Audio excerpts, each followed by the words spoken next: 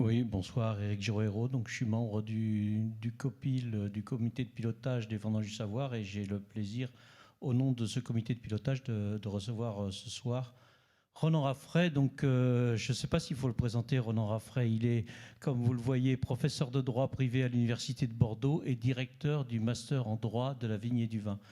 En réalité, Ronan est un des spécialistes français de tout ce qui concerne les questions juridiques en vigne et en vin. Et on a la chance de l'avoir à Bordeaux. Il est professeur à l'Université de Bordeaux depuis 2015. Et donc, dans ces objectifs, il a pris en charge ce master qui a beaucoup de succès d'ailleurs. Et alors, il est arrivé de l'université d'Auvergne, où il était prof à l'université d'Auvergne, à Clermont-Ferrand, si je ne m'abuse, pendant 2 ans. Et puis, on a réussi à le récupérer à l'université de Bordeaux avec une chaire ou avec, en tous les cas, tous les moyens qu'on a pour attirer les bons chercheurs à l'université de Bordeaux. Et donc, Ronan travaille à peu près sur tous les domaines, enfin je pense sur l'identité du vin, sur le droit de la vente et de la vigne et du vin, sur beaucoup de questions juridiques. Hein, et en toute logique, il est arrivé aujourd'hui à travailler plus particulièrement sur la responsabilité sociétale des entreprises. Vous savez que on en parle beaucoup, hein, dans tous les domaines de l'activité économique, du rôle des entreprises dans leur responsabilité sociétale, que ce soit sur les questions environnementales, sur les questions sanitaires, sur toute une série de questions sociales aussi, et pour lesquelles les entreprises sont particulièrement proactives, mais on voit bien, on comprend, et je pense que Ronan va nous l'expliquer assez rapidement, que ça fait appel à des questions juridiques qui ne sont pas du tout évidentes et qui peuvent être très amusantes en réalité. Donc je laisse tout de suite la parole à Ronan. Parce qu'a priori, ça ne l'est pas. Hein, mais je laisse tout de suite à Ronan la parole pour qu'il nous explique tout ça. Et puis, on reprendra les questions à la fin. Merci beaucoup Eric, bonsoir à tous. Alors merci Eric, tu as eu des mots très, très aimables pour moi en me présentant comme un grand spécialiste de droit de la vigne et du vin. C'est en réalité une matière que j'ai rencontrée il y a 5 ans, dans un très heureux hasard et dans laquelle j'ai souhaité me spécialiser. J'en suis très heureux, je suis très épanoui au contact de mes étudiants du master droit de la vigne et du vin. Et puis j'ai bénéficié, c'est vrai, d'un accueil extrêmement favorable de l'Institut des sciences de la vigne et du vin, d'un accueil, je dirais, très chaleureux, qui a montré l'esprit d'ouverture de la maison et son intérêt aussi peut-être pour les sciences humaines et sociales, bien au-delà des sciences dures. Et je vois ma participation de ce soir, alors comme un très grand honneur qui m'est fait, hein, de m'inviter à ce cycle de conférences, et puis comme le signe d'une intégration réussie du droit dans les sciences de la vigne et du vin à l'Institut des sciences de la vigne et du vin. Puis je remercie aussi, puisque je connais un peu la maison, pour y organiser un colloque tous les ans, la Cité du Vin, pour l'accueil qu'il me réserve, qu'il réserve à mes étudiants et puis à tous les chercheurs que j'invite donc annuellement à présenter des recherches. Donc merci à tous. Je vais commencer tout de suite en vous expliquant un peu pourquoi j'ai choisi ce sujet. Moi, je voulais vous proposer ce soir une réflexion de juriste sur le progrès social et environnemental en viticulture. Et vous le voyez, j'ai choisi un intitulé qui renvoie directement au champ lexical de la responsabilité sociale de l'entreprise, qu'on pourrait aussi désigner, parce qu'il y a pas mal de querelles sur les termes, comme la responsabilité sociétale de l'entreprise ou comme la responsabilité sociale et environnementale de l'entreprise, peut-être pour marquer la place qu'a pris l'environnement dans ce phénomène qu'est la RSE, et la place peut-être aussi qu'a pris l'environnement dans les réflexions de la filière tout entière, à Bordeaux comme ailleurs. Alors si je trouve que pour un juriste c'est un thème passionnant, c'est que finalement, quand on regarde un peu en arrière, je dirais il y a une dizaine d'années, l'alternative, elle était plutôt simple, elle était entre vin biologique et vin conventionnel. Alors j'ai choisi cet exemple contemporain de Mouton Cadet qui a choisi de faire une gamme de vins bio. Je pense que c'est assez symptomatique aussi de l'évolution de la filière que ce vin de négoce s'empare du thème du vin biologique. Et en quelques années, et selon un mouvement qui s'est considérablement accéléré, je dirais, depuis les années 2015-2016, l'offre de vin en progression environnementale s'est incroyablement diversifiée. Et on peut s'en convaincre en regardant la diapo que je vais vous présenter juste après, qui est une communication du CIVB, donc de l'interprofession bordelaise, qui recense 11 labels pour témoigner, selon les termes employés, de l'engagement de la filière.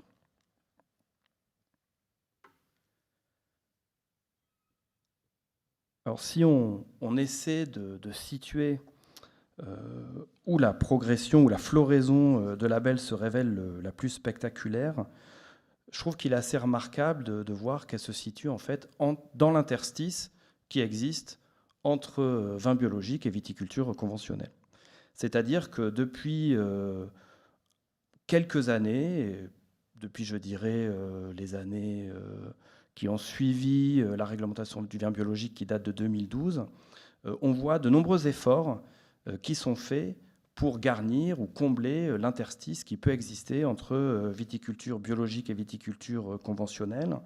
Et ce phénomène, c'est un phénomène très important, alors notamment, et je vais commencer par ça, parce qu'il fournit des armes à la filière pour progresser sur le plan environnemental, c'est certain, mais aussi parce qu'il lui permet de se défendre face aux attaques qui proviennent de toutes parts, alors je dirais de première part des autorités de santé et de deuxième part de la presse.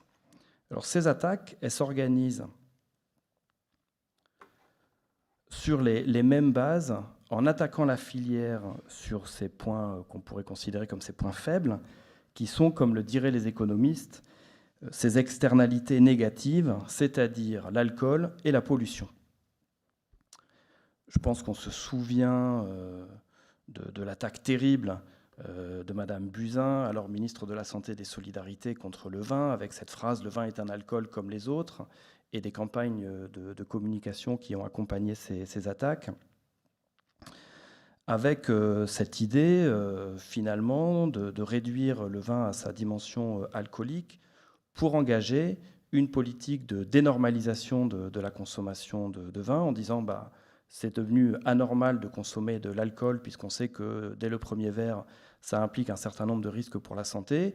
Comme le vin contient de l'alcool, il faut dénormaliser la consommation de vin et le traiter comme tel.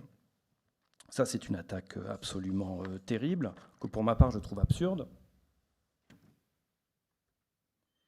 Et ensuite, il y a l'autre attaque, qui est l'attaque qui se fonde sur l'utilisation des pesticides, qui cristallise bien sûr toutes les oppositions, même si il faut quand même se dire que la question environnementale est apparue un peu plus large que la question des pesticides sur la dernière décennie, et je pense que vous avez suivi comme moi les vagues de préoccupations, où on a aussi parlé ensuite beaucoup de biodiversité, puis de réchauffement climatique, donc on ne peut pas réduire la question environnementale aux pesticides. Sur ces deux questions, l'alcool et l'environnement, on va dire que la filière dispose d'un certain nombre de leviers, mais on peut dire qu'ils sont un peu différents. Il paraît assez difficile de supprimer l'alcool du vin, puisqu'il participe de sa définition, quoique la problématique des vins légers se pose. J'ai eu un excellent mémoire par une étudiante l'an dernier sur la question des vins légers. La filière aborde l'environnement, bien sûr, différemment que la question de l'alcool, sur laquelle elle a beaucoup moins de prise. Et moi, je pense vraiment qu'elle s'est convaincue de la nécessité de repenser son rapport à l'environnement, comme nous tous, peut-être, finalement, tout en cherchant des équilibres économiques qui lui permettraient cette transition. Et c'est une question d'une incroyable complexité, bien sûr, et c'est à celle-ci que je vais consacrer le temps qui m'est donné ce soir avec vous, alors dans une approche qui ne peut être que partielle, bien sûr. Je vais le faire en toute modestie, parce que moi je suis juriste, et j'ai envie de vous donner un sentiment de juriste sur cette évolution qui dépasse quand même de beaucoup le périmètre du droit, et qui fait appel à toutes les sciences dures comme sciences humaines, qui s'intéressent à la production de vin. En fait, il faudrait l'avis de tous les chercheurs de l'Institut des sciences de la vigne et du vin pour en avoir une approche complète, bien sûr. Alors cela étant, je voulais aussi vous montrer comment cette question de l'alcool et cette question des pesticides, et plus généralement peut-être aussi du soutien qu'on peut apporter à la filière, peuvent se croiser de manière assez surprenante avec cet article qui est paru dans Vitisphère il y a quelques jours, sur une pression de la santé publique en faveur d'une diminution des aides qui seraient apportées à la filière au motif qu'elle serait une filière productrice d'une boisson alcoolisée.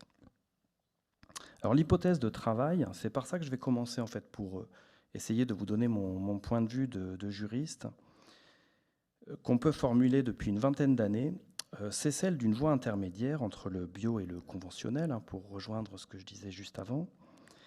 Et cette hypothèse, elle est née avec l'agriculture raisonnée, parce que la viticulture est une agriculture raisonnée qui est apparue pour la première fois en droit français par la loi Nouvelle Régulation économique du 15 mai 2001. Donc c'est à ce moment-là, dans cette loi, qu'a été évoqué un décret qui viendrait réglementer l'agriculture raisonnée. Et c'est exactement ce qu'on va retrouver dans ce qui s'apparente aujourd'hui à une RSE viticole qui a suivi des itinéraires complexes et qui se revendique aujourd'hui très clairement de cette troisième voie, hein. On voit apparaître ça comme élément de langage et donc de communication. Elle est donc totalement assumée, revendiquée comme une voie qui serait opportune parce qu'elle aurait le mérite de sortir d'une approche manichéenne qui a beaucoup opposé dans la filière le bio et le conventionnel. Et puis, elle ferait aussi la synthèse des aspirations modernes et de la réalité qui est quand même celle de la protection des rendements et de l'équilibre économique des exploitations. Elle est aussi, bien sûr, un très puissant vecteur de communication. On peut y voir aussi la culture du en même temps. Et elle s'expose toujours à la recherche d'un équilibre difficile qu'on peut bien représenter par l'opposition du verre à moitié vide, à moitié plein, et de la difficulté, je pense qu'on a tous, à se positionner sur ces questions et sur ces démarches.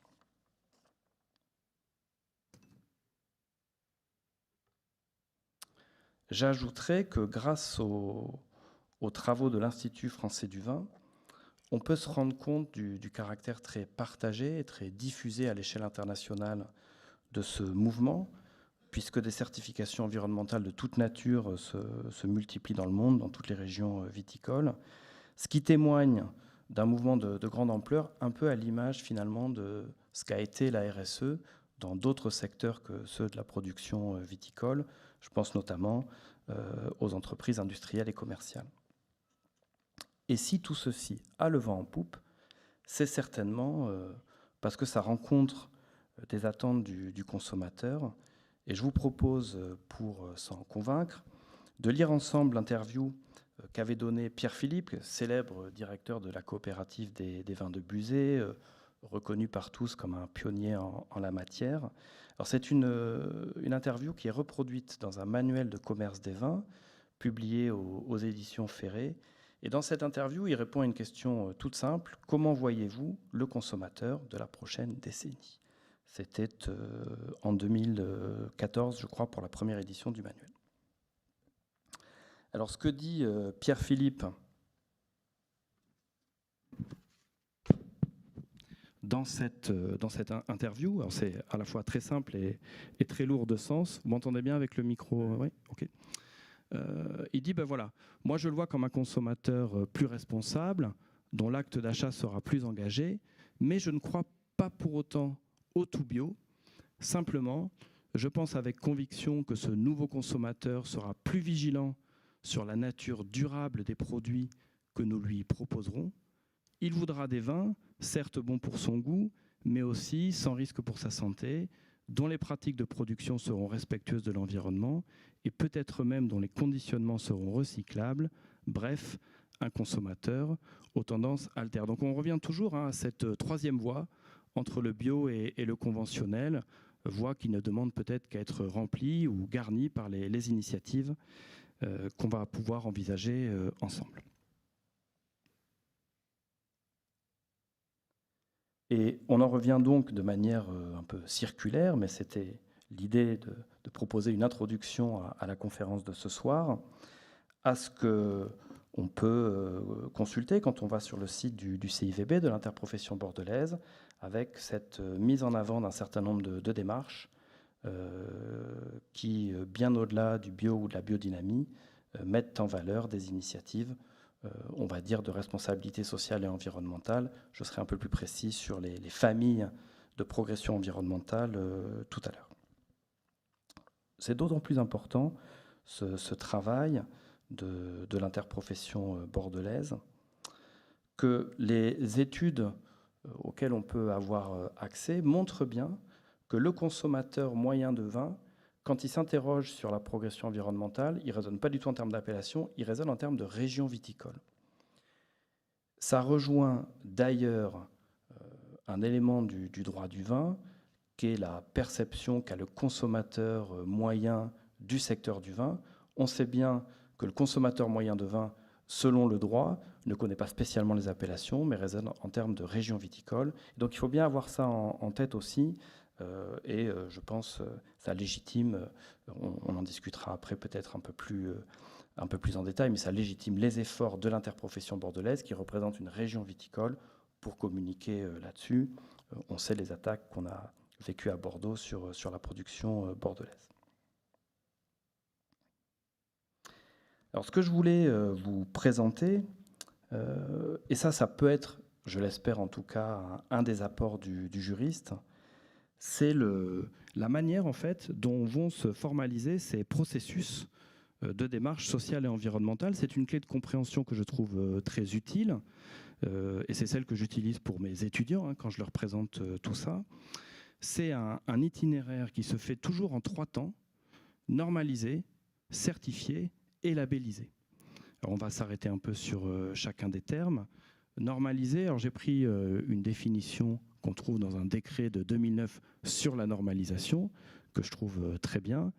La normalisation, c'est une activité d'intérêt général qui a pour objet de fournir des documents de référence élaborés de manière consensuelle par toutes les parties intéressées, on pourrait dire les parties prenantes, portant sur des règles, des caractéristiques, des recommandations ou des exemples de bonnes pratiques relatives à des produits, à des services, à des méthodes, à des processus ou à des organisations.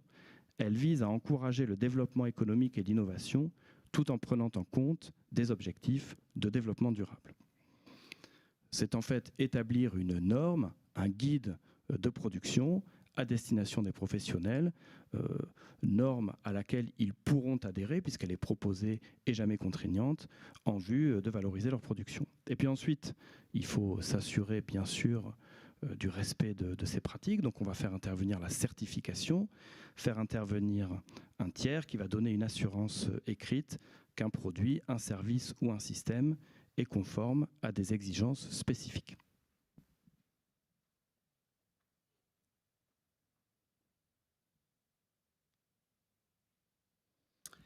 Alors sur le terme de labellisation, le juriste a moins à offrir en fait parce qu'en droit, le terme de label, il n'a pas une consistance très précise. C'est un terme générique qu'on va utiliser comme synonyme de signe pour désigner tout signe qui garantit aux utilisateurs la mise à disposition de produits ou de services répondant à des caractéristiques particulières régulièrement contrôlées. Alors vous pouvez le prendre comme synonyme de logo finalement, tel qu'il sera apposé sur l'étiquette de la bouteille.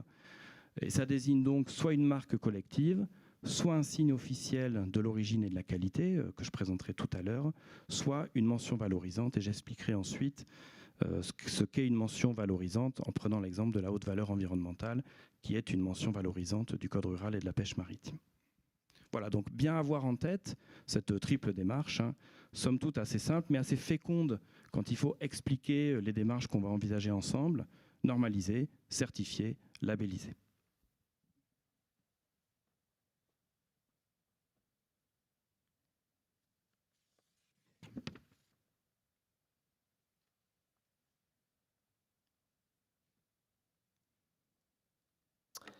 Alors je voulais, si vous me le permettez, prendre 2-3 minutes pour revenir un peu sur ce concept de normalisation.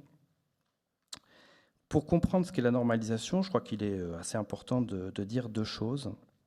Alors la première, je l'ai esquissé dans mon propos précédent, c'est que la normalisation renvoie à des règles non obligatoires.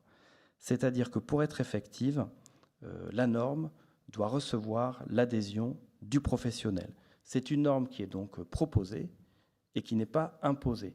Et si vous avez en tête les différentes démarches qui sont visées par l'interprofession bordelaise dans sa communication sur l'engagement de la viticulture bordelaise, rien n'est jamais imposé à un viticulteur. Tout suppose une adhésion volontaire, quelle que soit la démarche, qu'on soit dans le périmètre du bio ou dans une démarche de RSE, elle n'est jamais contrainte. Le professionnel va y adhérer s'il le souhaite.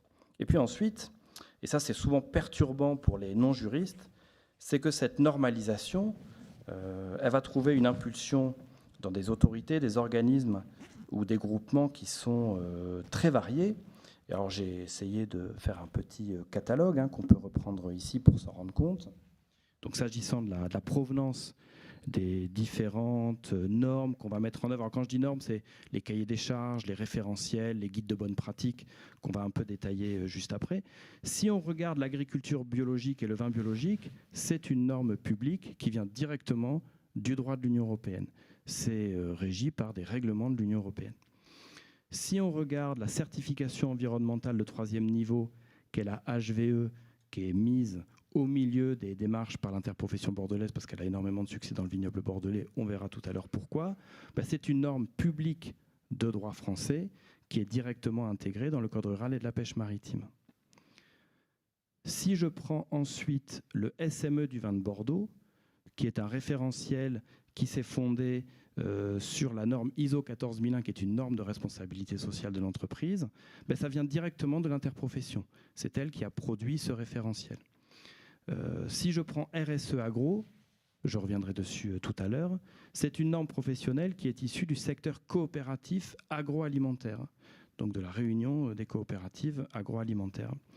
Et si je prends d'autres normes qui sont fondamentales, comme par exemple Déméter, la marque de la biodynamie, ou Terravitis, dont vous avez peut-être entendu parler, ce sont des référentiels qui sont directement gérés par des associations, qui sont des groupements de droit privé et qui n'ont donc pas nécessairement la légitimité publique de la norme bio, mais qui sont tout aussi importantes aujourd'hui dans la viticulture et dans la valorisation des vins. Donc ça, c'est juste pour dire que ce processus de normalisation, il est souvent un peu difficile à comprendre pour le juriste qui se fait une représentation du droit comme de la réglementation publique, étatique, et que nous, les juristes, on approche ça de manière beaucoup plus éclatée et de manière beaucoup plus accueillante finalement, en se disant que la norme peut venir d'un peu partout. Bon, j'espère que c'était net. C'est le propos théorie du droit de la soirée, rassurez-vous. Après, on va rebondir sur des choses extrêmement concrètes. Je vous illustre ça avec les propos de Jacques Chevalier, qui est un très grand juriste, qui a écrit un article très connu à la fin des années 90 qui évoque la question du droit post-moderne pour évoquer cet éclatement des sources du droit quant à leur origine. Vous allez voir, c'est assez clair, je l'espère en tout cas. Qui dit la chose suivante: le droit moderne, alors ça c'était celui d'avant, c'est fondé sur une conception moniste, un seul foyer de droit, l'État, conçu comme la source exclusive de la normativité juridique et par conséquent un seul ordre juridique, les normes juridiques formant un ensemble cohérent, intégré, monolithique, dont tous les éléments se tiennent et s'emboîtent harmonieusement. Ça, c'est le droit d'avant. Et le droit d'aujourd'hui, c'est un droit qui est caractérisé par la multiplication des foyers de droit ou des foyers de la norme, avec des règles qui semblent surgir de partout, à tout moment et en tous sens. Et l'État n'apparaît plus comme un producteur de droit parmi d'autres. Donc l'État est concurrencé dans la production de la règle de droit.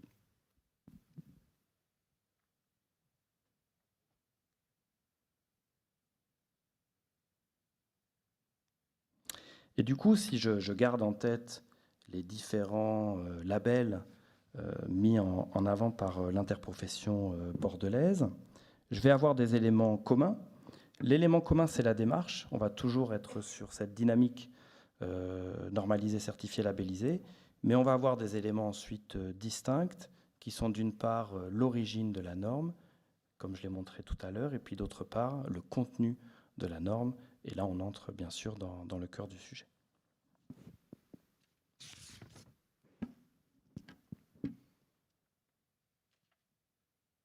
Alors, c'est pas simple en fait de catégoriser ces différentes démarches et de les réunir dans des ensembles cohérents.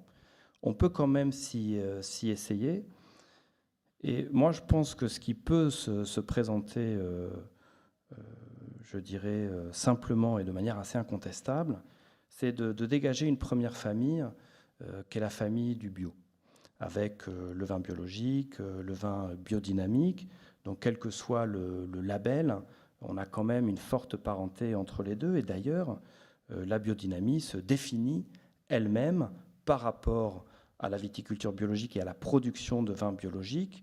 Il suffit d'aller sur le site de Déméter. Moi, c'est vraiment ce que je conseille à mes étudiants, parce que c'est très bien fait, avec une restitution très transparente des exigences de Déméter, avec ce qui est commun avec la production de vins biologiques et ce qui est distinct, c'est-à-dire la mise en œuvre des principes de l'anthroposophie et des règles particulières, plus ou moins ésotériques, c'est une question de point de vue, de la viticulture biodynamique. La viticulture œnologie, je dirais, biodynamique. Donc ça serait la première famille à laquelle il faut, à mon avis, raccrocher le vin méthode nature. J'avais très envie d'en parler parce qu'on a fait un super colloque vendredi dernier à la Cité du Vin, dans cet amphi Jefferson, avec des producteurs de vin nature et des spécialistes de différentes disciplines. Alors je vais peut-être dire un peu ce qu'est le vin méthode nature, pour ceux qui ne connaissent pas.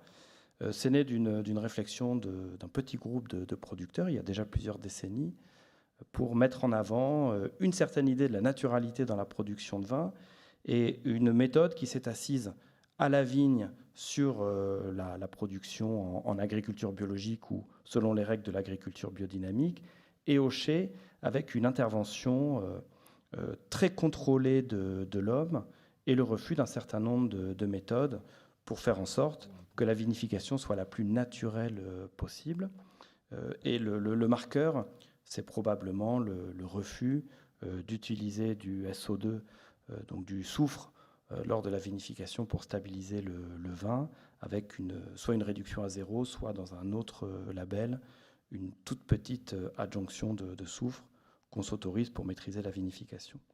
C'est un mouvement très intéressant qui met en avant une valeur qui a pris de la place aujourd'hui, qui est celle de la naturalité, mais qui a eu du mal à s'imposer ou à faire émerger une catégorie de vin, parce que qui disait vin nature disait tous les autres sont artificiels, donc ça, c'était pas possible, bien sûr, à entendre de la part des institutions de la filière, on va dire de l'INAO et de la DGCCRF, et puis par un processus très étonnant d'ailleurs de construction de la norme, par discussion avec la DGCCRF et l'INAO, ils sont arrivés à ce label vin méthode nature, qui fait émerger quand même, selon moi, une nouvelle catégorie de vins, et eux-mêmes se placent dans la grande famille du bio et de la biodynamie. Donc je pense qu'on peut les mettre ici. Et puis après, il y a une autre catégorie qui trouve une origine assez différente quand même. C'est l'agriculture raisonnée et sa continuité immédiate dans la certification environnementale, dont le niveau 3 est la haute valeur environnementale. J'ai mis 3 labels dans la diapo, puisque ce sont 3 labels qu'on avait tout à l'heure sur la communication de l'interprofession. Alors, Terravitis, c'est un peu particulier, et vous allez le voir dans la diapo suivante, parce qu'en fait, Terravitis a connu sa mue de l'agriculture raisonnée vers la RSE. AREA, pour une agriculture respectueuse de l'environnement en Aquitaine, est un référentiel régional qui s'inspire de l'agriculture raisonnée. Et la certification environnementale s'est placée dans le sillage de l'agriculture raisonnée, avec l'assentiment et la volonté des pouvoirs publics de l'imposer toujours davantage. J'expliquerai tout à l'heure comment et pourquoi la certification environnementale a remplacé l'agriculture raisonnée, mais on peut se représenter ça comme les membres d'une même famille, agriculture raisonnée, certification environnementale, c'est un peu la même chose. Pour amorcer la transition vers la RSE, je trouvais bien de montrer comment une démarche comme Terravitis, qui était, quand elle a été créée, assise sur l'agriculture raisonnée, a indiqué se projeter vers on va dire un nouveau champ de valeur ou une nouvelle méthode qui serait plutôt celle de la RSE, plus moderne, on va dire, et qui fait ce travail de mue à l'heure actuelle. Et puis ensuite, alors on a justement les démarches identifiées et présentées comme des démarches de responsabilité sociale et environnementale ou de responsabilité sociale de l'entreprise. Généralement, ça se fait par importation de référentiels internationaux qui sont les référentiels de l'Organisation internationale de standardisation, c'est-à-dire de l'ISO, qui produit des référentiels, ISO 9001, qualité des produits, qui a donné le pacte Agri-Confiance, ISO 14001, norme de management environnemental, qui a donné naissance au système de management environnemental dont l'interprofession bordelaise a fait la promotion sur les 10 dernières années. Et puis la plus récente, ou la plus complète aussi en matière de responsabilité sociale et environnementale, la norme ISO 26000, qui est adaptée dans les référentiels Vignerons engagés et RSE Agro, qui est le label de la coopération agricole.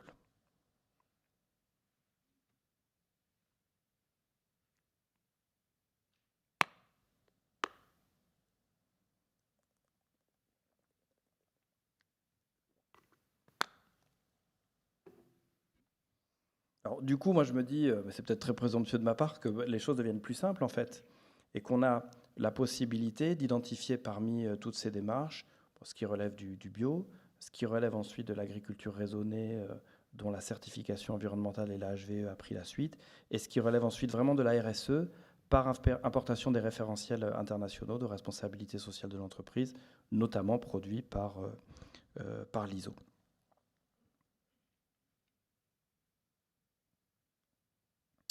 Alors sur les contenus, en fait, sur les contenus, je vais être assez rapide.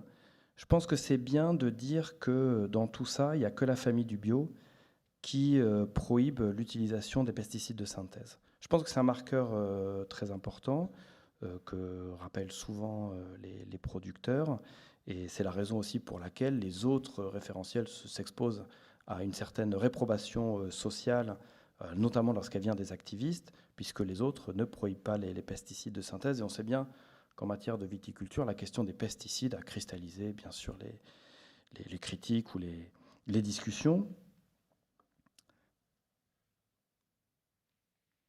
Et que, à côté de l'agriculture biologique, il existe une réglementation spécifique aux vins biologiques qui, on va dire, a pour caractéristique essentielle d'interdire un certain nombre de méthodes qu'on considère comme traumatisantes pour le raisin, et puis de diminuer aussi les seuils de soufre qu'on peut utiliser au moment de la vinification. Je dis ça sous le contrôle de mes très illustres collègues qui sont bien plus spécialistes de ça que moi.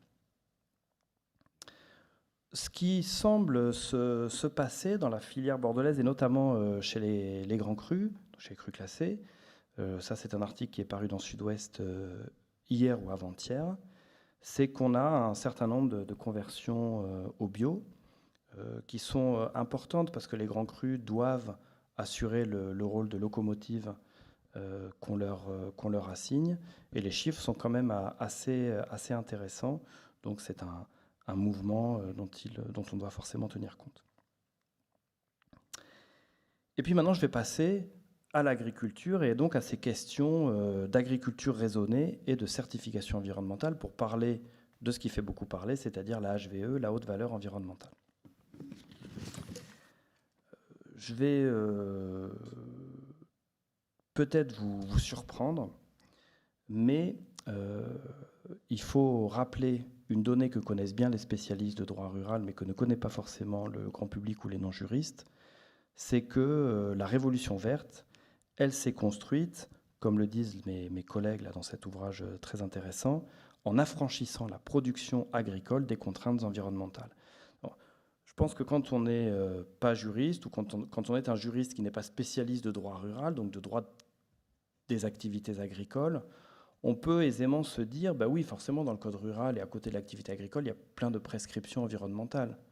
On parle quand même de la maîtrise d'une étape d'un cycle biologique à caractère végétal ou animal. C'est comme ça qu'on définit l'activité agricole. Donc ça a forcément un lien avec la nature et donc avec l'environnement. En fait, pas du tout. Parce que ce n'était pas l'objectif du droit rural et ce n'était pas l'objectif poursuivi par la politique agricole. On connaît l'objectif, c'était d'abord la productivité pour la souveraineté alimentaire. C'est quelque chose qui revient encore d'ailleurs dans les discussions. Et puis, quand on parlait de qualité, on ne parlait pas de qualité environnementale, on parlait de qualité des produits, entendu comme une qualité généralement liée à l'origine. Hein, c'est le système des appellations et c'est le système qui a porté toute la production viticole depuis maintenant presque un siècle. Et donc, l'idée, c'était de révéler le terroir, de donner une typicité aux produits qui pourraient se revendiquer de l'origine, pas produire selon des normes de qualité environnementale. Si bien que, hors l'hypothèse du bio, l'idée d'une production attentive à ces questions environnementales, elle est apparue assez tardivement dans la législation, je le disais tout à l'heure, hein, évoquée pour la première fois par une loi du 15 mai 2001, installée par un décret de 2002 qui a installé l'agriculture raisonnée, avec des ambitions qui étaient assez modestes. Hein. La principale, c'était d'être attentif à son indice de fréquence de traitement, c'est-à-dire de ne pas traiter plus qu'il ne fallait, ou de ne traiter que dans la mesure de ce qui était exigé. Donc on voit le chemin qui a été parcouru depuis, hein, bien sûr, mais ça s'explique assez logiquement dans une approche de droit rural, même si ça peut surprendre. Et alors ce qui s'est passé, c'est que l'agriculture raisonnée a été balayée par l'arrivée de la certification environnementale, qui est issue du Grenelle de l'environnement de 2010, avec ce communiqué de presse que j'ai pu retrouver sur Internet et qui est vraiment le moment où la certification environnementale, dont le 3e niveau est la HVE, s'est imposée dans le paysage juridique français et a, on va dire, pris la place ou s'est substitué à l'agriculture raisonnée. Donc c'est un communiqué de presse, comme vous le voyez, de la Commission nationale de la certification environnementale, intitulé « De l'agriculture raisonnée à la certification environnementale ». Et ce qui est très intéressant dans ce communiqué, c'est ce qui est dit, c'est que c'est après avoir entendu les vignerons indépendants, qui avaient déjà mis en œuvre une démarche reconnue de niveau 2 de la certification environnementale, donc sous le niveau 3 qui est la haute valeur environnementale, qu'il a été décidé de laisser filer l'agriculture raisonnée et de se focaliser ou de mettre le paquet, on va dire, sur la certification environnementale qui est aujourd'hui mise en œuvre au moyen de son 3e niveau, qui est la HVE.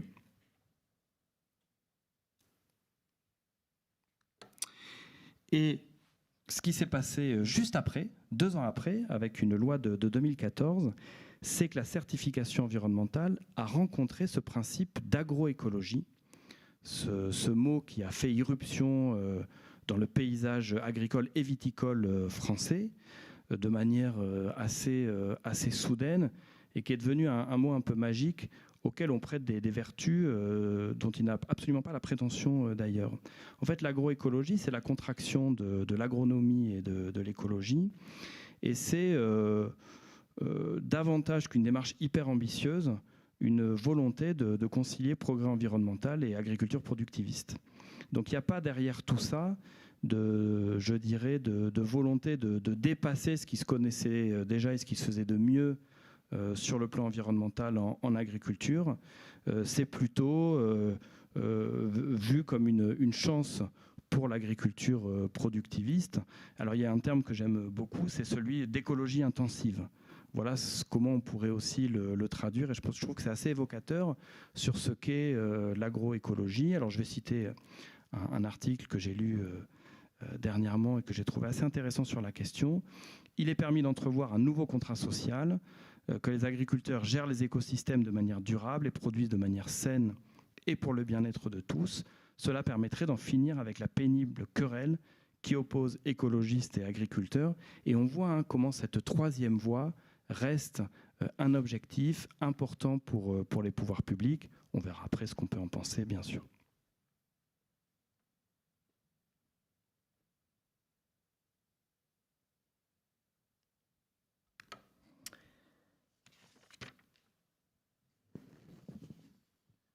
Du coup, les choses se mettent en place de manière assez rationnelle. Et on peut s'en rendre compte avec cette disposition qui est au tout début du Code rural et de la pêche maritime, dans les objectifs de la politique agricole et de la politique sur l'alimentation.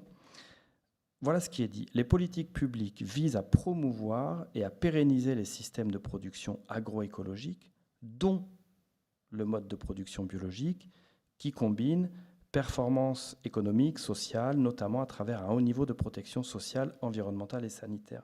Moi, qu'est-ce que je vois dans ce texte? Je vois déjà l'idée que l'agroécologie serait un phénomène englobant dans lequel on trouverait le bio et le reste. Ça, c'est important. Et puis, on voit bien l'emprunt au champ lexical de la responsabilité sociale et environnementale de l'entreprise. Et donc, on voit aussi s'opérer ce glissement presque naturel de l'agriculture raisonnée vers l'agroécologie, puis vers la responsabilité sociale et environnementale de l'entreprise. Et c'est ce que je vais vous exposer dans quelques minutes.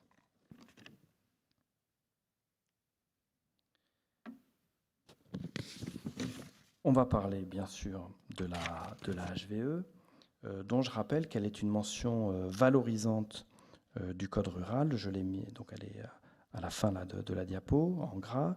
La mention issue d'une exploitation de haute valeur environnementale. Je trouve que c'est bien de mesurer à quel point le terme est ambigu entre la qualification de l'entreprise elle-même, entreprise de haute valeur environnementale, et les produits qui en sont issus, parce qu'on est sur une dénomination qui est à cheval entre l'exploitation et le produit lui-même. Et donc, il y a une certaine confusion qui peut être opérée sur la portée de cette certification en haute valeur environnementale.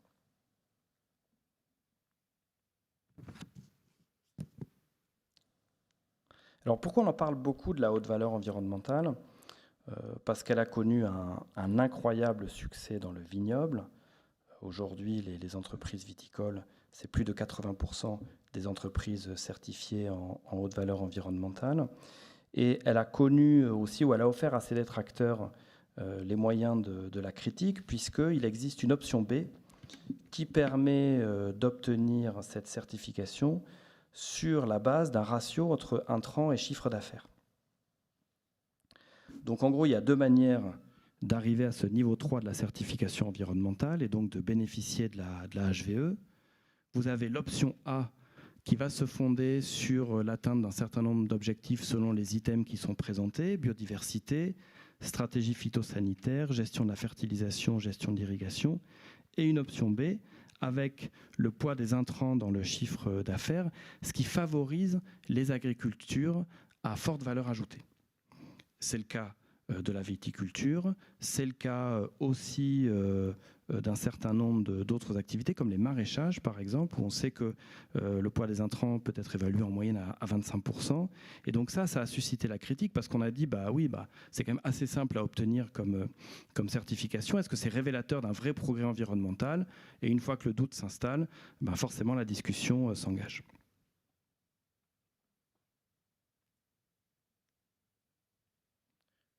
Là, je voulais juste vous montrer des chiffres qui datent déjà d'il y a quelques mois. On parlait donc de presque 7000 domaines certifiés, soit 82% des entreprises HVE, ce qui a aussi été alimenté par le crédit d'impôt qui a été accordé à ces entreprises sur le modèle du crédit d'impôt accordé aux entreprises qui s'engageaient dans l'agriculture biologique.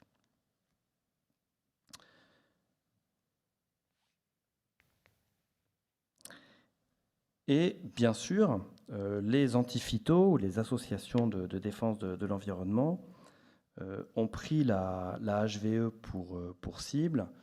On a utilisé les termes de greenwashing ou de certification de la FNSEA ou des syndicats agricoles qui défendent plutôt les cultures intensives. Ce qui a donné lieu à une affaire importante, intéressante, de laquelle il n'est pas forcément facile de parler, avec la condamnation de l'association Alerte aux Toxiques sur une action du CIVB fondée sur le dénigrement de produits, condamnation très lourde pour les finances de l'association, 200 000 €, et prononcée par le tribunal judiciaire de Libourne il y a quelques mois. Alors, Moi, j'avais envie de parler de cette affaire. Je trouve qu'elle est très intéressante à étudier. Je dis ça sans aucun cynisme, hein. Je ne dis pas qu'elle est juste intéressante à étudier pour un juriste. Elle est intéressante à étudier pour n'importe quel citoyen, mais peut-être spécialement pour un juriste, puisqu'elle a donné lieu à une condamnation judiciaire. Je vais vous restituer un peu le débat. Alerte aux toxiques a mené une campagne d'information super incisive, très tranchante, pas spécialement mesurée, contre la HVE en faisant procéder à des analyses de vin, labellisés HVE pour la très grande majorité, pour démontrer la présence de résidus de pesticides dans les bouteilles. Alors évidemment, quand on cherche, on trouve. Donc on a trouvé de nombreux résidus de pesticides dans les bouteilles. Toujours, il faut quand même le préciser, en dessous des limites maximum de résidus qui sont prévues par règlement de l'Union européenne de 2005, et a communiqué très largement. D'ailleurs, la campagne de alerte aux toxiques a été très largement reprise dans la presse, et elle a été attaquée, l'association, par les producteurs qui étaient nommément désignés dans la campagne de presse, et par le CIVB, donc en défense de la viticulture bordelaise. Alors, il y a plusieurs questions de droit très, très intéressantes qui se posaient dans cette affaire. La première, je vais vous la présenter, vous allez peut-être me dire ce que vous en pensez, c'est que le CIVB a agi sur le fondement du dénigrement de produits, et la défense d'alerte aux toxiques, donc c'était maître Éric Morin qui défendait alerte aux toxiques, prétendait que c'était une attaque contre les personnes, et donc qu'il aurait fallu agir sur le fondement de la diffamation. Ce qui voulait dire, selon la défense, que l'action était mal dirigée et à ce titre irrecevable. Donc la première question qui se posait, c'était dans cette affaire, est-ce que Alerte aux toxiques critiquait les personnes, donc les producteurs, ou est-ce qu'elle critiquait les produits, c'est-à-dire les vins? Je ne vais pas vous laisser 2 minutes pour réfléchir, mais la difficulté que j'identifie, c'est que comme on critique une pratique de production, elle est à l'intermédiaire, enfin, elle est entre la personne qui la met en œuvre, c'est-à-dire l'exploitation viticole, et le produit qui en résulte. Alors néanmoins, et je crois que le tribunal a eu plutôt raison de se prononcer en faveur du dénigrement de produits et d'accueillir l'action du CIVB, parce que dans la campagne, ce qui était quand même très mis en avant, c'était les vins, les résidus de pesticides qu'on trouvait dans les vins, et donc il y avait davantage d'utilisation du produit que des personnes. Donc ça, c'est la première difficulté. Alors la deuxième, c'est de caractériser les faits de dénigrement. Et là, il faut un discrédit jeté sur des produits avec une intention malveillante. Mais il existe une exception qui a été reçue en droit assez tardivement pour le dénigrement, qu'on appelle exception de vérité ou de bonne foi. C'est que si la critique porte sur un sujet d'intérêt général, qu'elle est établie sur des faits avérés et qu'elle est faite avec mesure, eh bien, on ne pourra pas qualifier le dénigrement parce que du coup, l'intention malveillante peut être écartée. Et donc ça a été plaidé, bien sûr, et le tribunal n'a pas reçu cette exception de bonne foi ou de vérité qui aurait protégé Alerte aux toxiques de l'action en responsabilité civile sur le fondement du dénigrement de produits, au motif que l'attaque n'était pas mesurée. Alors pourquoi elle n'était pas mesurée? Alors parce qu'elle était particulièrement, enfin, elle était agressive, elle était tranchante. Je dirais pas agressive, elle était tranchante, parce qu'il faut quand même que ça serve le propos. Notamment parce qu'il n'avait pas été fait état dans la campagne de communication du fait que les seuils détectés ne dépassaient jamais les limites de maximum de résidus qui sont autorisés.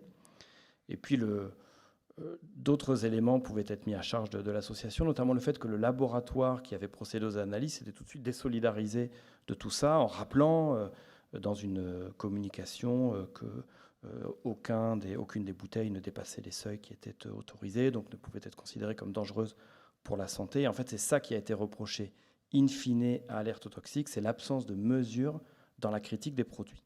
Alors moi, je pose une question au constat de cette décision, c'est est-ce qu'il est encore possible de critiquer un produit qui est obtenu conformément à la réglementation? Je pense que c'est une question importante. On l'a vu peut-être avez-vous vu l'affaire Yuka sur la critique des produits de charcuterie, qui a elle aussi été condamnée.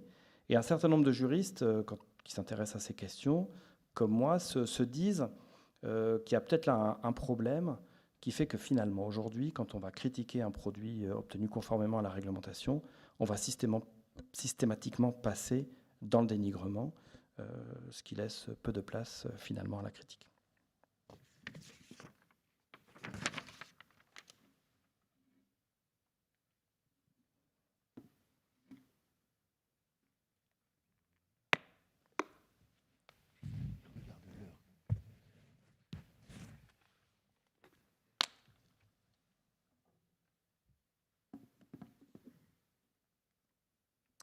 Alors, j'ai plus le PowerPoint dans le retour, alors je vais me déplacer. Alors, donc là, on a fait le tour en fait des 2 premières images, c'est-à-dire, comme c'est présenté par Alexandra Beland dans Vitisphère, la famille des bio, on va dire, à gauche, la famille des modes de production type agriculture raisonnée ou haute valeur environnementale. Et maintenant, j'aimerais parler un peu du coup de la RSE et du label, par exemple, Vignerons engagés, qu'on voit de plus en plus.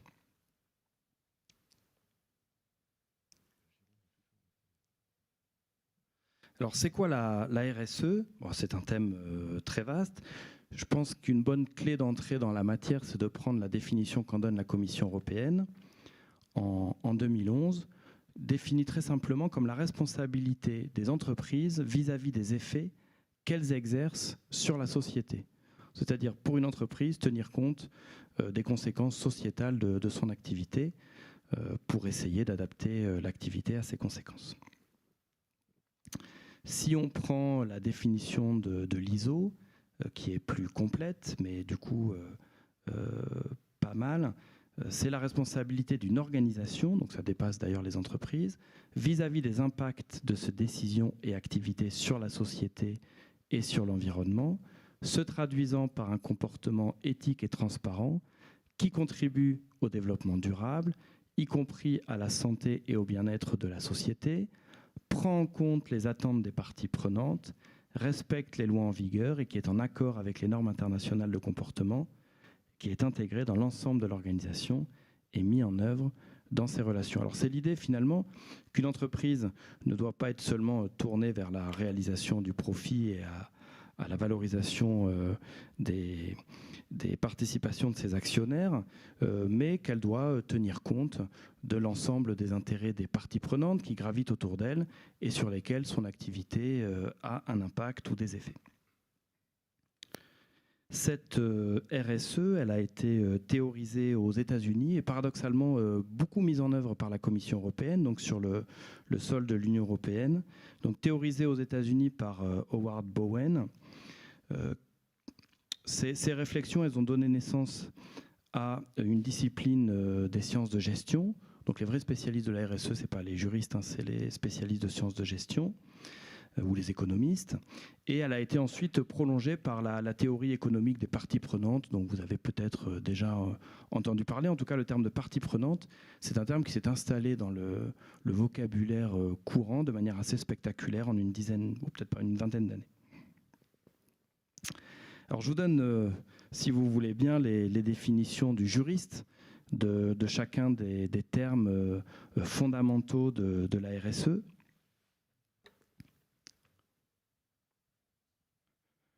Alors le premier, c'est le terme de partie prenante que nous on définit comme tout individu ou groupe d'individus qui peut affecter ou être affecté par la réalisation des objectifs organisationnels.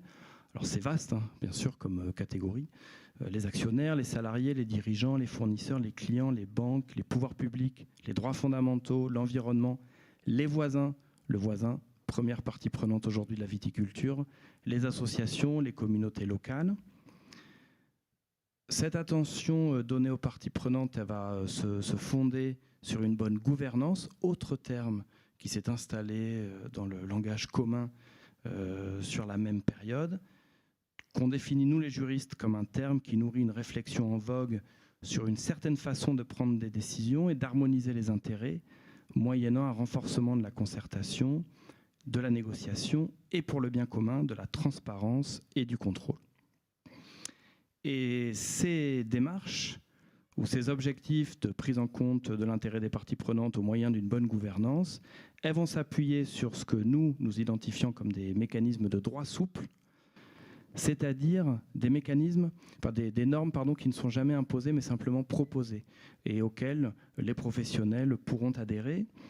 Là, j'ai pris la présentation qu'en fait ma collègue Pascale Demier, qui est une grande spécialiste de ces questions, et je trouve que c'est super bien dit. La soft law, c'est-à-dire le droit souple, poursuit la même ambition d'orientation des conduites que la hard law, le droit dur, assorti d'une sanction. Seulement, là où la hard law impose, la soft law propose. Le droit souple veut utiliser le ressort de l'incitation et de l'adhésion en vue d'obtenir les conduites par la douceur et non par la punition. Je trouve que c'est assez bien dit. C'est pour ça que je l'utilise. Normal. Et alors là, je voulais vous montrer comment le voisin est devenu la première partie prenante de la viticulture. C'est assez spectaculaire. On l'a vu avec la réaction de la viticulture bordelaise face à l'étude Pest-Irive, qui va, on va dire, étudier dans quelle mesure le fait d'habiter à proximité d'une exploitation peut vous exposer à une augmentation des cas de cancer. Donc c'est un sujet tout à fait sérieux.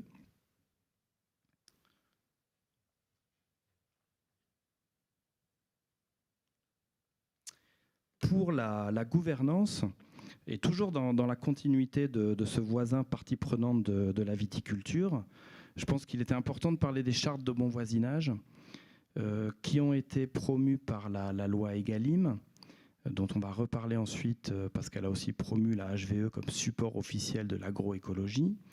Et la loi Egalim avait prévu un dispositif pour les zones de non-traitement, qu'on appelle aussi les zones tampons.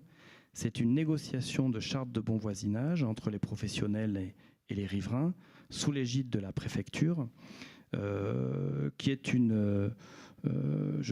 qui était un processus qui conditionnait le traitement des zones tampons. C'est-à-dire sans charte de bon voisinage, pas de traitement des zones tampons.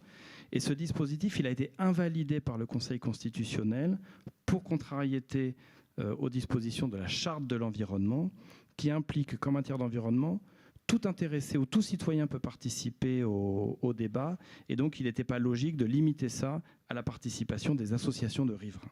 Donc ça, c'est aussi pour montrer que, quelle que soit la volonté, le droit impose aussi un certain nombre de contraintes, et qu'il n'est pas toujours facile de trouver un itinéraire respectueux de l'ensemble des normes pour mettre en place des dispositifs. Donc ça, c'était pour montrer ce qu'est une bonne gouvernance en associant les parties prenantes.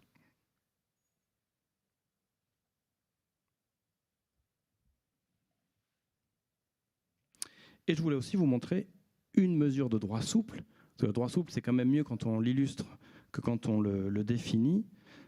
C'est une disposition du Code rural qu'on connaît peu, alors qu'elle pourrait être très utile, sur les missions de l'organisme de défense et de gestion, c'est-à-dire l'organisme qui va venir gérer en local une appellation. Alors, il est prévu par le Code rural que l'organisme de défense et de gestion, il peut élaborer une charte de bonne pratique contenant des dispositions de nature à préserver certaines caractéristiques environnementales de son terroir ou des dispositions spécifiques en matière de bien-être animal. Donc là, on a bien une norme, cette charte de bonne pratique. Norme, pourquoi ? Parce qu'elle a vocation à guider les comportements. Elle est donc une norme de comportement. Mais il est prévu ensuite que le respect de cette charte n'est pas une condition d'obtention du signe d'identification de la qualité et de l'origine. Elle est donc non contraignante. Celui qui n'adhère pas à la charte ne se voit pas privé du droit de revendiquer l'appellation pour valoriser ses produits.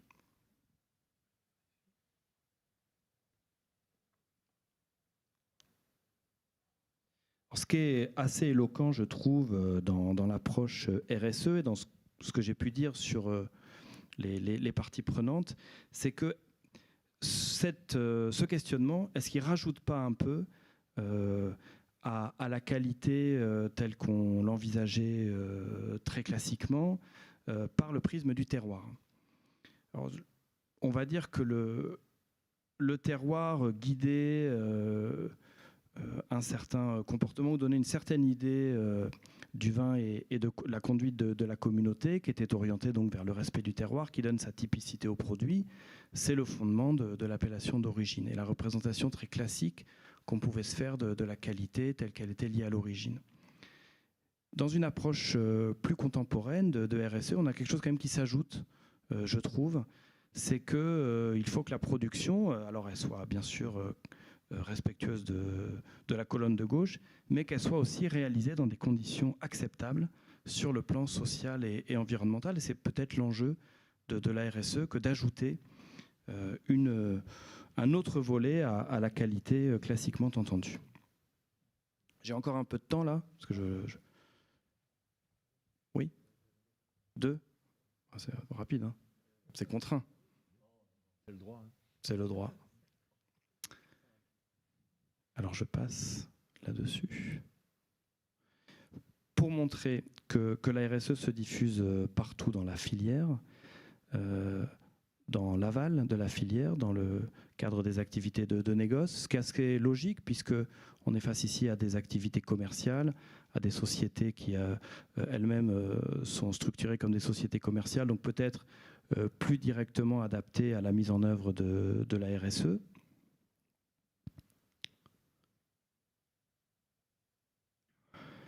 Et du côté de l'amont, c'est-à-dire de la viticulture, comment ça s'est réalisé? Alors je l'ai dit tout à l'heure, par importation d'un certain nombre de référentiels internationaux, que sont les normes ISO, avec des items qui ne sont pas les mêmes selon qu'on fait application de la norme ISO 14001 ou de la norme ISO 26000.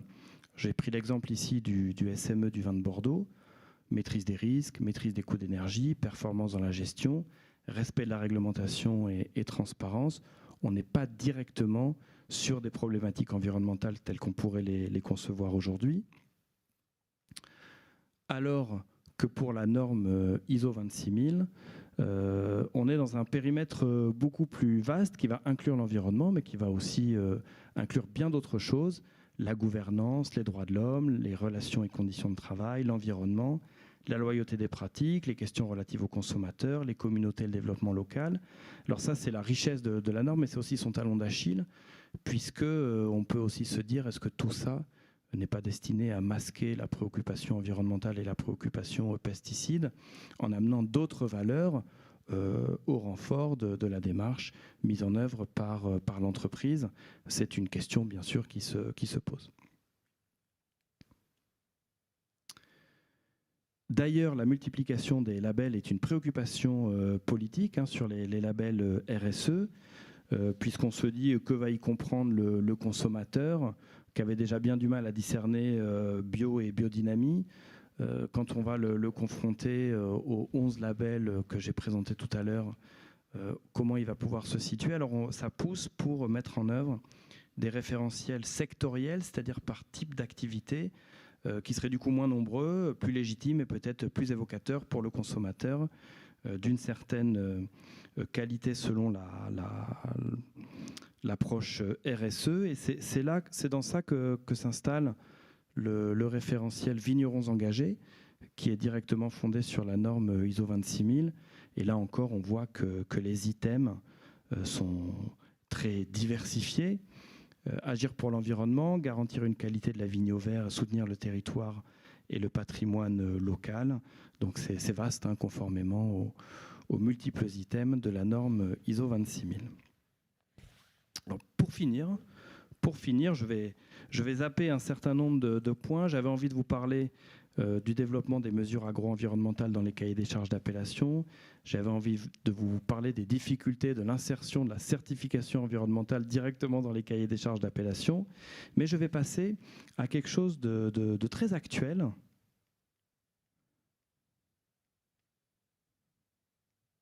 En rendant hommage à Émile Pénaud, puisque quand je suis arrivé à l'ISVV, dans de mes premières rencontres avec Gilles de Revel, il m'a dit « il faut que tu lises Le goût du vin d'Émile Pénaud ». Alors j'ai bien compris que c'était un ouvrage de référence à l'ISVV. Et dans cet ouvrage, Émile Pénaud dit la chose suivante: la qualité est le résultat d'une rencontre entre le vin, avec ses caractéristiques, et le consommateur avec ses préférences, sa culture et ses conditionnements du moment.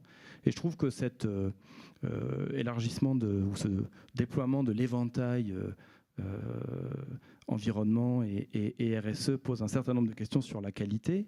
Et je voudrais le montrer avec les classements des crus. Alors, lorsque les crus bourgeois ont fait leur classement, ils ont produit un cahier des charges de classement d'une extrême complexité. Et il a été posé, dès l'éligibilité au classement des crus bourgeois, une exigence environnementale. Donc pour être éligible, l'exploitant met en œuvre des mesures visant à insérer le cru dans le cadre d'une viticulture durable, avec au moins une démarche de niveau 2 de la certification environnementale du ministère de l'Agriculture, donc juste en dessous de la HVE. Et ensuite, pour accéder aux mentions supérieures, cru bourgeois supérieur et cru bourgeois exceptionnel, étaient évaluées les démarches environnementales mises en œuvre par l'exploitation. Et puis si on regarde un peu rapidement, on va se dire qu'on ne va pas retrouver ça dans le classement des crus de Saint-Émilion, dont on parle beaucoup à l'heure actuelle, pour tout un ensemble de raisons. Et quand on regarde les différents items, les différents critères de classement et leur pondération, on ne trouve pas de référence à l'environnement, on va juste parler de la conduite de l'exploitation. Mais en fait, quand on creuse, on va avoir dans les exigences relatives au dossier de candidature, il est demandé aux exploitations un document qui présente un descriptif des chais, des méthodes culturales et des mesures environnementales de l'exploitation. Et quand on regarde ensuite le dossier de classement tel qu'il est fourni par l'INAO et qui doit être rempli par les candidats au classement de Saint-Émilion, on voit bien qu'à partir de ce 3.2, conduite de l'exploitation sur le plan vinicole, quand on passe au 3.4, on a les mesures en faveur du développement durable et les certifications et tous les éléments dont on a parlé aujourd'hui.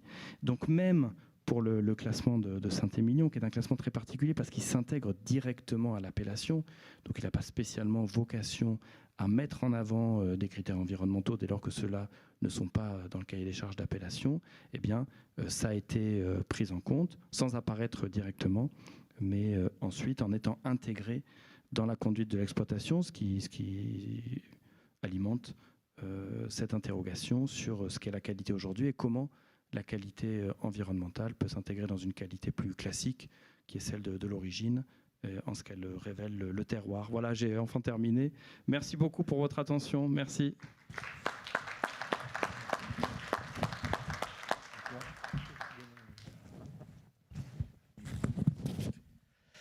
Merci Ronan pour cet exposé très intéressant qui peut-être va susciter beaucoup de questions. Est-ce qu'il y a des questions dans la salle ? Alors, ce que je vous demanderais, c'est de parler assez fort parce qu'on ne peut pas vous passer le micro. Et donc, je vais répéter les questions que vous posez. Est-ce qu'il y a des questions tout de suite ? Première question. Oui, Alain Blanchard.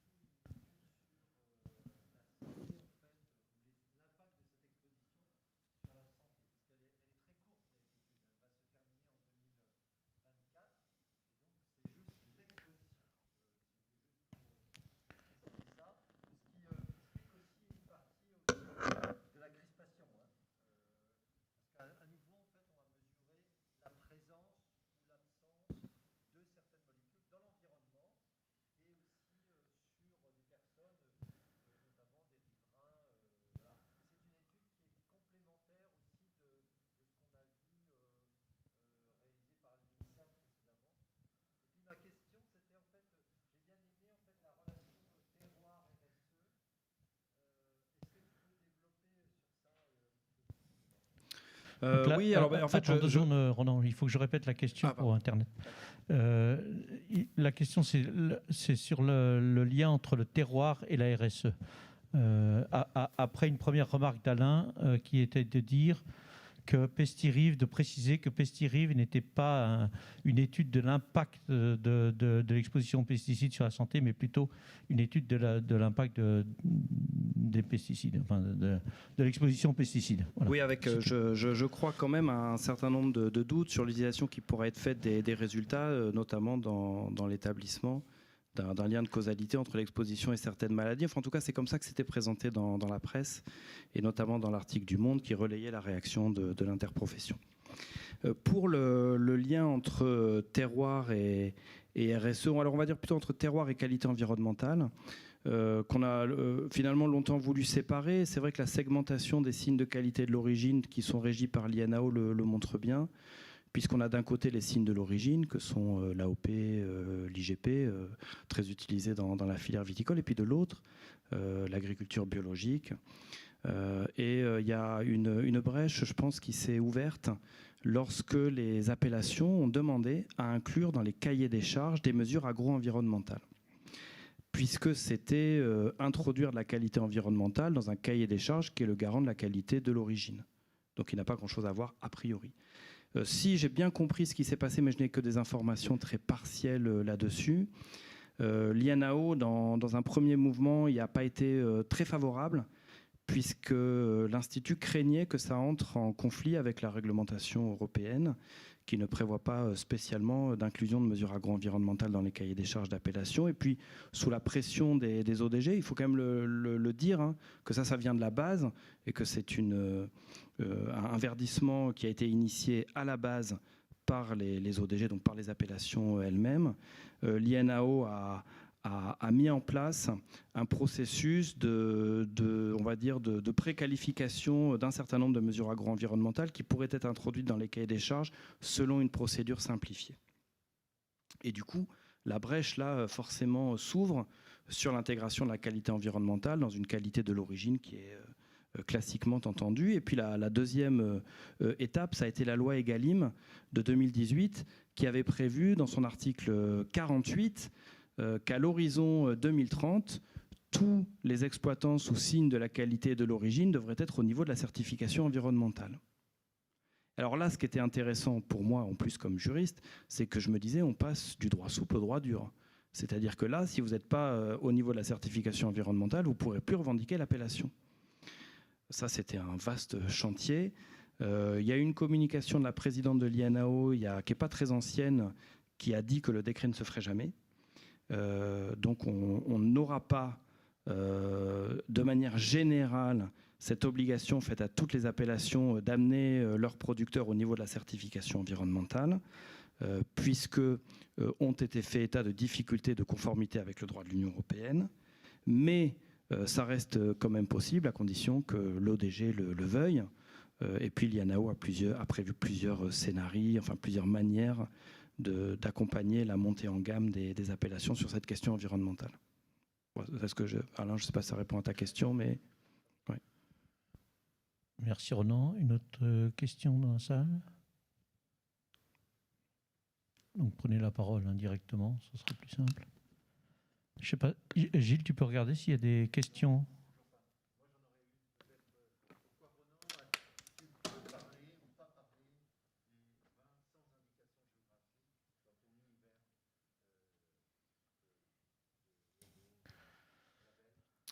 Oui, j'aurais pu en parler. Attends, pardon. Pourquoi tu ne parles pas des vins sans indication géographique? Voilà. Alors, en fait, je vais te faire une réponse très, très directe, parce que les vins sans indication géographique ne sont pas spécialement en fait, dans mon périmètre d'étude, ce que je vais expliquer par une implantation géographique et pas aussi par une culture. C'est-à-dire que le droit du vin sous indication géographique, c'est un système en lui-même, qui est assez différent de celui des vins sans indication géographique, sauf quand on les pense comme des vins de France qui ont voulu sortir de l'appellation, donc ils sont des vins de qualité, mais qui ont voulu s'affranchir de ce qu'ils désignent comme étant un carcan. Donc c'est pour ça que j'en ai pas parlé. Merci. D'autres questions?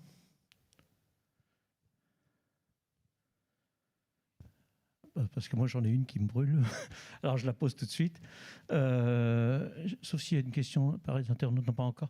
La question qui me brûle, c'est la suivante. C'est-à-dire que je trouvais que ta présentation, elle était très rigoureuse. J'en entendais pas moins d'un juriste. C'est très clair, très carré. Et il se trouve que la RSE, pour moi, c'est pas carré. C'est-à-dire que c'est un mot qui est très galvaudé. Toutes les entreprises disent qu'elles font de la RSE.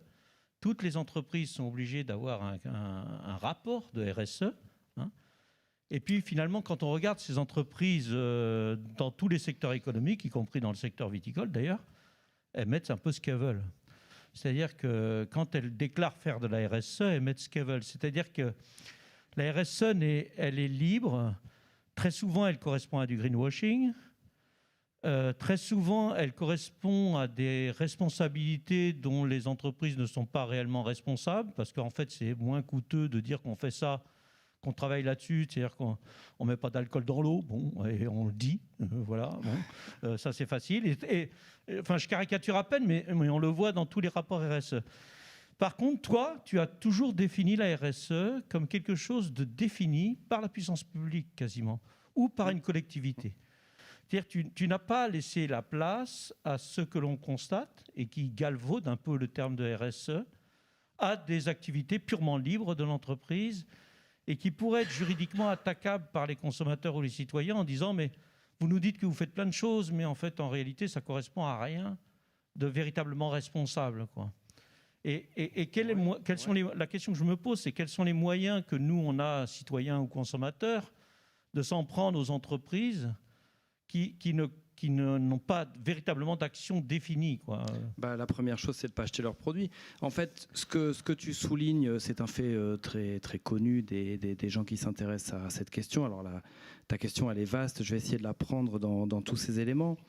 Alors le premier, c'est cette question du rapport au cadre et à la définition précise de la RSE. Moi, je pense qu'elle est possible justement avec les moyens qu'offre le droit, parce que la Commission européenne, comme je le disais tout à l'heure, a mis en pratique ce qui avait été théorisé outre-Atlantique et a donné un certain nombre quand même de cadres pour la mise en œuvre de démarches RSE. Moi, je pense que le cadre, il existe. Simplement, c'est ce que je disais tout à l'heure, c'est pas un cadre étatique, toujours très formalisé. La RSE, elle ne dit pas toujours son nom. Quand le CIVB fait une cartographie des risques après l'affaire de Villeneuve-de-Blaye, elle fait de la RSE.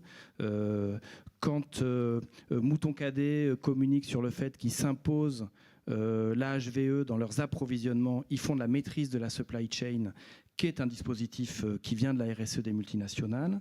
Et donc, c'est sûr que la RSE ne dit pas toujours son nom. Néanmoins, moi, je considère, et en fait, c'est un effort intellectuel que je produis à destination de mes étudiants quand je leur fais un cours de RSE viticole, c'est qu'il faut faire entrer ça dans des cadres, dans le langage du juriste, dans une nouvelle appropriation de la notion de norme. Et ça, c'est possible parce que ça a été fait par des juristes depuis maintenant de longues années, et que moi, je ne suis qu'un bénéficiaire, on va dire, de tout ce travail qui a été fait. Moi, l'effort que j'ai fait, c'est de l'appliquer à la filière viticole. Ça, c'est ma partie, on va dire, dans ce travail, d'essayer de donner des repères. Enfin, moi, ce que je dis à mes étudiants, il faut juste avoir les repères de compréhension au sein des différents dispositifs et des différentes familles qui émergent. Alors ensuite, sur le greenwashing, moi, je voulais surtout pas avoir l'air d'être juge, ni de nier l'existence du greenwashing. Hein. J'ai employé le terme, il a beaucoup été utilisé à propos de la HVE. Moi, je pense que c'est super difficile en fait de se positionner par rapport à tout ça. Ça demande des démarches très in concreto face à telle ou telle normalisation, logo. Je vais vous donner un exemple. Hein.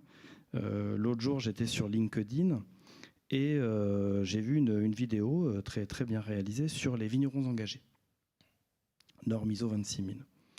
Et donc, j'ai mis un message très ouvert en disant où peut-on trouver le référentiel, parce que je ne le trouvais pas sur Internet. Alors que dans d'autres hypothèses, on trouve très facilement les référentiels. Alors on m'a très gentiment répondu que le référentiel était protégé par la propriété intellectuelle, qu'il était la propriété de ceux qui l'ont élaboré, et que du coup, il n'était pas communicable au public. Alors j'ai dit, c'est quand même un peu bizarre de faire une démarche RSE, mais de ne pas permettre aux consommateurs de savoir quels sont précisément les items et engagements pris par les entreprises qui rejoignent la démarche. Et on m'a répondu, oui, mais c'est une adaptation de la norme ISO 26000 qu'on peut trouver partout. Et là, tu vois, bien sûr, il y a un certain nombre de discussions. Moi, je ne souhaite surtout pas jeter l'anathème sur Vignerons engagés, dont je suis persuadé que c'est fait par des gens tout à fait sérieux et parfaitement volontaires. C'est ça, en fait. Moi, je ne veux pas être juge. Alors, peut-être que je me cache derrière mon petit droit, comme on pourrait dire dans les facultés de droit, mais je me méfie, en fait, des jugements hâtifs. Je pense que c'est super important de savoir que ça peut donner lieu à du greenwashing, bien sûr. Mais d'un autre côté, quand j'ai rencontré des professionnels qui font ça, j'ai rencontré beaucoup de gens très sincères. Et en fait, je crois que c'est plus la question du marchepied ou de la fin en soi. Si c'est une étape dans une démarche très construite, sincère et qui crée de la valeur, parce qu'il ne faut pas non plus négliger ça. Aujourd'hui, est-ce que tout le monde n'a pas besoin, quand il voit un produit, une bouteille, quel qu'il soit, d'être différenciant sur ce thème-là? Je pense que c'est une réalité aussi du marché. Ou alors, est-ce que c'est une fin en soi, type HVE? On a présenté la HVE comme un strapontin ou une première marche vers une vraie progression environnementale, et puis les entreprises s'y sont arrêtées pour un certain nombre de raisons et pour un certain nombre d'entre elles. Mais je pense qu'il faut essayer de, je ne sais pas comment dire, mais de juger avec discernement, mais que c'est très très difficile en réalité. Quand on est un juriste ou quand on est un consommateur, c'est la même chose. Voilà. Merci, oui, ça clarifie bien. Et quels sont, alors une question sur le net, quels sont selon vous les enjeux de l'institutionnalisation des vins méthode nature? Il ne faut pas me brancher là-dessus parce que là, je vais être intarissable. Les enjeux de l'institutionnalisation, là, je vais dire ce que j'ai entendu vendredi de la part des producteurs de vins nature, qui sont bien plus légitimes que moi pour parler de tout ça. Je pense qu'ils sont assez partagés, c'est-à-dire qu'il y a une frange un peu libertaire du mouvement qui pense que l'institutionnalisation, notamment par la reconnaissance de la charte par la DGCCRF, ce qui est quand même un curieux retournement de l'histoire, va à l'encontre de la philosophie qui porte le mouvement. Je pense qu'il y a une partie des producteurs qui considèrent ça, qui n'avaient pas spécialement demandé de cahier des charges ou de label, ou de reconnaissance d'ailleurs. Et puis après, il y a l'autre côté, qui est défendu par un certain nombre de producteurs, notamment un jeune producteur qui tenait des propos très intéressants et qui disait « mais oui, mais nous, on va souffrir d'une concurrence déloyale, c'est-à-dire vous êtes dans un supermarché, des vins nature, il y en a partout, sans que derrière, il y ait une démarche nature telle que nous, on la promeut depuis bien longtemps. » Et il dit « moi, je veux protéger mon travail, je veux protéger mon vin, je veux protéger la sincérité avec laquelle j'agis, et donc je demande cette institutionnalisation. Je demande un label, je demande des contrôles, je demande une reconnaissance par les mots de la norme. C'est une reconnaissance juridique pour moi, le label vin méthode nature. C'est-à-dire que ce n'est pas parce que ce n'est pas étatique ou que ce n'est pas du droit. Enfin, c'est ça que j'essaie de défendre comme idée. Et donc ça, c'est les enjeux tels qu'ils sont présentés par les membres de l'asso. Ouais. Pour reprendre ma question, est-ce que ce n'est pas une façon justement d'éviter le greenwashing? Ah si, complètement. Ouais. Pour eux, c'est une façon de lutter contre une utilisation dévoyée du mot nature, oui, sur les bouteilles de vin. Oui, ouais. Bien sûr. Y a-t-il d'autres questions dans la salle? Non, il est tard. On va s'arrêter là. Ah si, une dernière question. Oui. Parlez fort si vous voulez bien.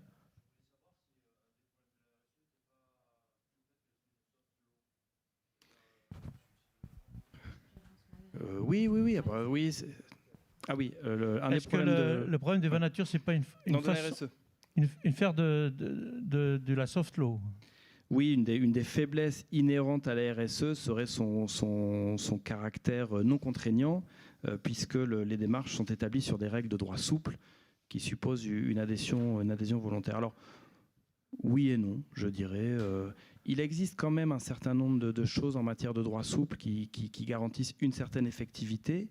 Alors, je prends par exemple la règle du comply or explain, se conformer ou s'expliquer, c'est-à-dire qu'on va imposer un certain nombre de comportements et si l'entreprise ne le fait pas, elle doit expliquer pourquoi. Alors, par exemple, pour protéger des secrets d'affaires dans la communication sur ses activités. Elle n'a pas spécialement envie d'être transparente parce qu'elle protège un secret d'affaires, donc elle s'explique sur l'absence d'un certain nombre d'informations communiquées. Puis après, il y a d'autres dispositifs comme le name and shame. Finalement, c'est ce qu'a fait Alerte aux Toxiques. Name and shame, c'est de dire regarde ce qu'ils font vraiment. Désigner pour jeter l'opprobre. Là, c'était peut-être pas utilisé dans des formes tout à fait régulières, ce qui a certainement justifié la condamnation. Mais ça existe. Hein. Ça existe de désigner comme ça les non-vertueux. Alors, ce n'est pas une contrainte au sens de la norme classique de droit dur, mais c'est une des panoplies de sanctions, entre guillemets, de la RSE. Puis après, il faut remettre la RSE dans son contexte d'origine, qui est le droit des multinationales qui interviennent dans des pays où il n'y a pas de droit, où il n'y a par exemple pas de législation sociale. Donc la RSE, c'était l'idée que la multinationale, alors c'est une expression que j'aime bien, se mette elle-même à distance de sa propre puissance et se contraigne elle-même quant à ses objectifs sociaux, environnementaux.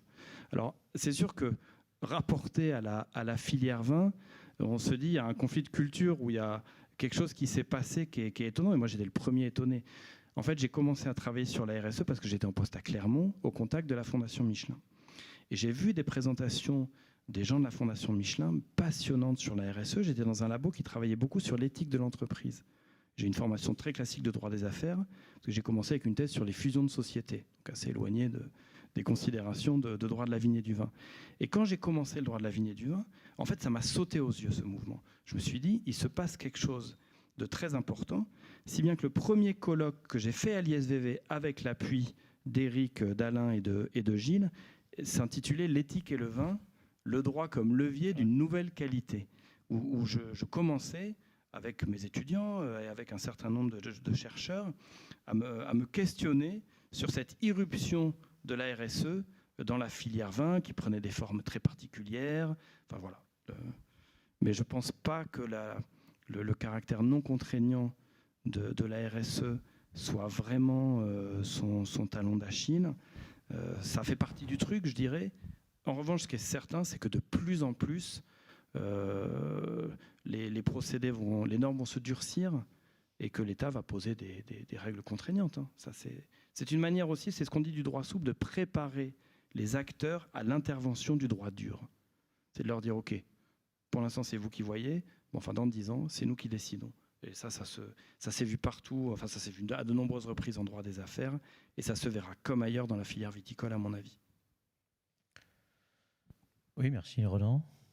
J'ajouterais même que peut-être il y aurait la possibilité pour les entreprises qui cherchent à préempter la réglementation publique, c'est-à-dire que le droit dur en question, c'est-à-dire à faire de la RSE pour justement aller de l'avant et imposer leurs propres normes implicitement à la réglementation publique qui viendra après. Quoi, pour la oui, ça permet aussi de proposer des modèles, hein. C'est sûr. Voilà, on est en train de commencer une discussion entre nous, mais vous voyez, c'est passionnant. On va s'arrêter là. Ce que je propose, c'est que, alors maintenant, donc, les prochains rendez-vous des Vendanges du Savoir, ça sera uniquement au mois de février. On va laisser passer les fêtes et on va laisser un mois, le mois de janvier, libre. À partir du mois de février, tous les premiers mardis du mois, on reviendra avec les Vendanges du Savoir avec des présentations. Ça sera notamment Sophie Tempère qui présentera en février sur les questions de l'anosmie et les questions de... Voilà, vous avez tout donc le programme des Vendanges du Savoir Non, c'est en décembre ça. Il n'y a pas le mois de février, on aurait dû l'afficher. Voilà. Mais sachez donc surveiller sur le web notre programme qui va recommencer à partir du mois de février 2022. Voilà. Je vous remercie. Puis il y aura aussi les balades savantes, hein, comme d'habitude. Voilà. Je vous remercie. Merci Ronan. Merci Ronan Raffray, merci aux Vendanges du Savoir. Donc les visuels ne sont pas encore elles sont pas arrivés. Encore affichées. Donc prochain rendez-vous des Vendanges du Savoir, Eric l'a dit, donc en février. Donc surveillez les informations, le site internet notamment de la Cité du Vin. Et je vous rappelle que toutes les conférences sont filmées et enregistrées et disponibles en ligne sur le site internet de la Cité du Vin, mais aussi sur le site de l'ISVV. Donc n'hésitez pas, vous pouvez revoir ces conférences. Et puis concernant la Cité du Vin et sa programmation, nous vous donnons rendez-vous donc la semaine prochaine, mardi 7 décembre, nous accueillons Bernard Magret pour un grand entretien et une dégustation dans l'auditorium. Donc voilà, à très bientôt, bonne soirée. Merci, au revoir.